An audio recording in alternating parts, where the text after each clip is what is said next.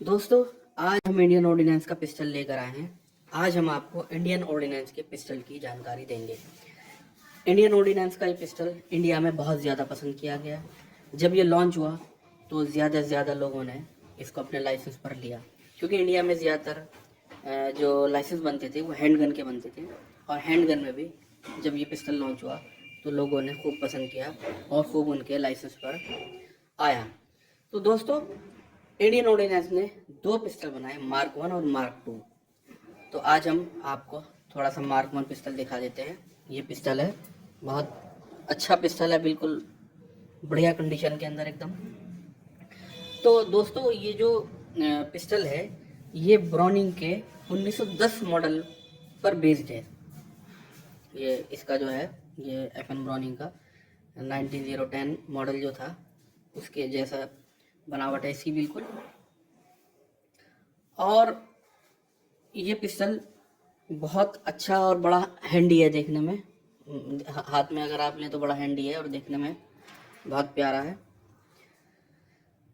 80 के दशक से इसके ऊपर रिसर्च चल रही थी इंडियन ऑर्डिनेंस के पिस्टल के ऊपर, क्योंकि इंडियन ऑर्डिनेंस उससे पहले 315 राइफल बनाता आ रहा था, उसके बाद शॉटगन बनाई और पिस्टल के ऊपर भी इनकी रिसर्च चल रही थी। उसके बाद इन्होंने इंडियन ऑर्डिनेंस ने अपना पिस्टल लॉन्च किया। लॉन्च करने के बाद लोगों ने इसको बहुत ज़्यादा पसंद किया। इंडियन ऑर्डिनेंस ने ये पिस्टल 98-99 में मार्केट में लॉन्च किया था।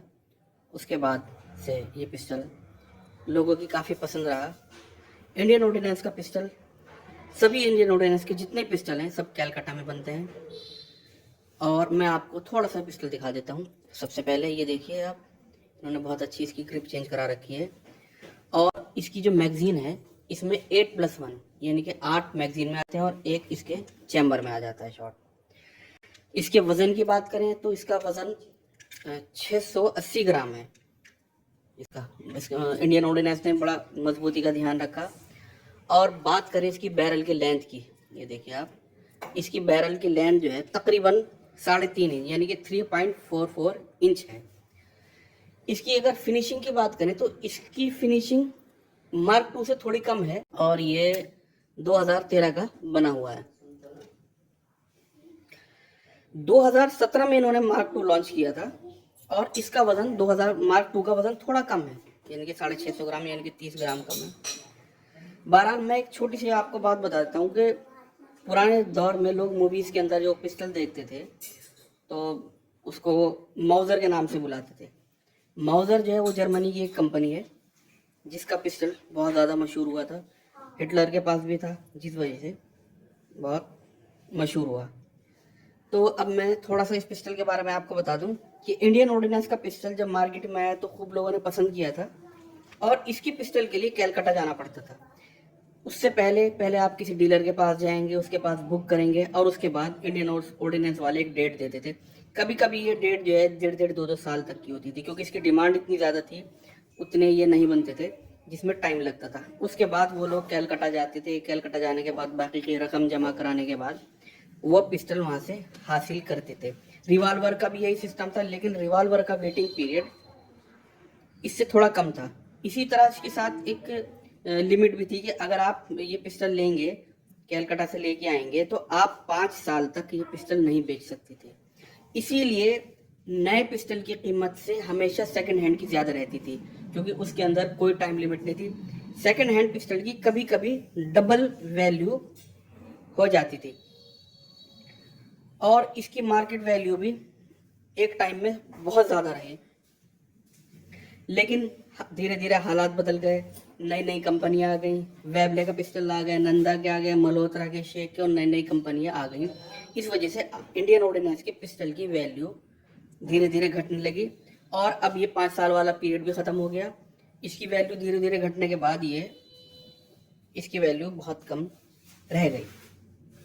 कुछ इसके साथ परेशानी भी आई, जैसे स्लाइडिंग में या फायरिंग वगैरह में भी कुछ लोगों ने इसकी कंप्लेन की और इसके लॉक में भी एक परेशानी आई जिसका लोग अक्सर जिक्र करते हैं और फिर वो मिस्त्री के यहाँ जाने के बाद उसको रिपेयर कराते हैं।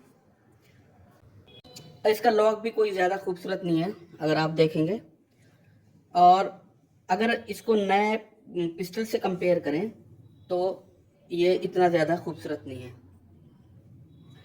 अच्छा, कुछ वजह ये भी रही कि पिस्टल के मुकाबले लोग रिवॉल्वर को ज़्यादा सेफ समझ लेंगे, क्योंकि पिस्टल में एक्सीडेंट वगैरह हुए। पिस्टल थोड़ा सेंसिटिव होता है, इसका ट्रिगर वगैरह देख रहे हैं बड़ा सेंसिटिव है, अगर इसे बच्चा भी छू दे तो ये फायर कर देता है।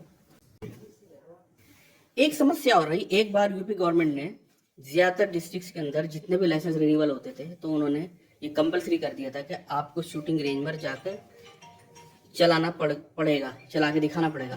तो शूटिंग रेंज के अंदर, क्योंकि इंडिया में लाइसेंस से पहले ऐसा प्रोसेस नहीं रहा कि पहले आप जाके 15-20 दिन ट्रेनिंग करें दूसरे मुल्कों की तरह, तो जब रेंज में गए तो सबसे ज़्यादा जो एक्सीडेंट हुए वो पिस्टल में हुए। शॉर्ट गन्स में भी एक्सीडेंट हुए, लेकिन पिस्टल में काफ़ी एक्सीडेंट हुए, जिसके बाद बहुत सारे ज़िलों में, डिस्ट्रिक्ट में इस चीज़ को रोकना पड़ा।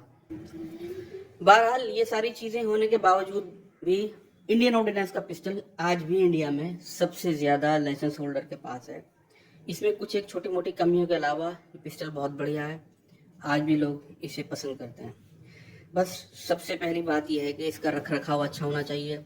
एमुनेशन को आप बहुत ध्यान से रखें, क्योंकि कई बार ऐसा होता है कि एमुनेशन सही नहीं होता जो कि बैरल में अटक जाता है। तो इसीलिए जो ख़ास तौर से इंडियन ऑर्डिनेंस की बुलेट है उसमें भी ये प्रॉब्लम आती है। तो इसीलिए इसका रख रखाव अच्छी तरह होना चाहिए, ऐसी जगह पर रखना चाहिए जहाँ पर मॉइस्चर ना हो, और इस चीज़ का ध्यान रखना चाहिए। हम अपनी वीडियो में इस बात का भी ध्यान रखते हैं कि आप लोग सेफ्टी का ध्यान रखें। सबसे पहले तो यह है कि आप लाइसेंस होल्डर हों तो ही इस बात पे जोर देते हैं कि आप जब भी लाइसेंस लें, लाइसेंस लेने के बाद सबसे पहले आप शूटिंग रेंज जाएं।